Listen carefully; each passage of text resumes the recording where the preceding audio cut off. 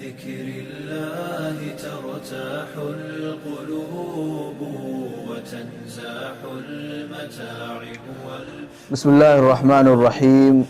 صحیح بخاری کی ایک حدیث نمبر 5986 ذکر کر رہا ہوں۔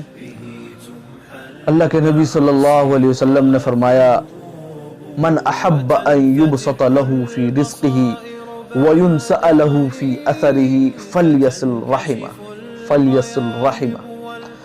اللہ کے رسول صلی اللہ علیہ وسلم نے ارشاد فرمایا ہے کہ جو شخص اس بات کا خواہش مند ہو کہ اس کی عمر میں برکت کر دی جائے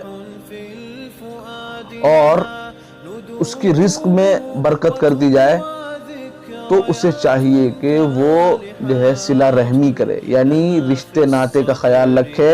اس کے جو رشتہ دار ہیں، یعنی آپس کے اس کے جو رشتہ دار ہیں ان کی رشتہ داری کا خیال رکھے، ان سے ملے جلے، ان سے جو ہے بات چیت کرے۔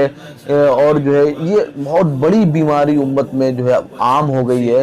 کتنے لوگوں کو دیکھتے ہیں کہ سالوں سال ہو جاتے ہیں کہ وہ اپنے بھائی سے جو ہے بات کرنا گوارا نہیں کرتے، بات کرنا تو دور کی بات، ان کی شکل تک دیکھنا گوارا نہیں کرتے۔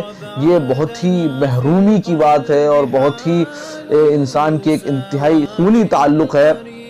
ان سے جو ہے وہ بنا کے نہ رکھے، ان سے جو ہے اپنے تعلقات خراب رکھے۔ میں سب سے اپنے بھائیوں سے اور اپنے بڑوں سے اور جو ہے سب سے میں گزارش کرتا ہوں کہ اس بیماری کو خدا را اپنے اندر عام ہونے نہ دیں، اس بیماری کو ختم کریں۔ اپنے والدین سے محبت کریں، اپنے بچوں سے محبت کریں، اپنی بیویوں سے محبت کریں اور ان سے جو ہے پیار محبت کا، شفقت کا معاملہ کریں۔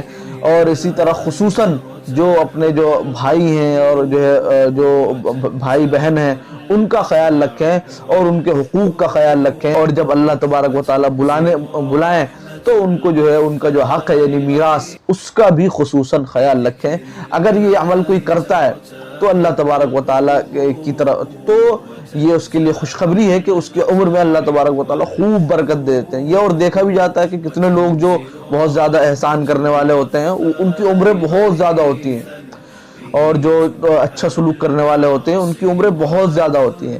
ایک تو مطلب اس کا یہی حدیث میں بیان کیا گیا ہے کہ عمر جو ہے بڑھ جاتی ہے باقاعدہ، لیکن اس کا ایک دوسرا مطلب بھی محدثین نے بیان کیا ہے کہ عمر میں جو ہے اتنی برکت ہو جاتی ہے کہ وہ تھوڑی سی زندگی میں بہت کچھ عمل کر لیتا ہے۔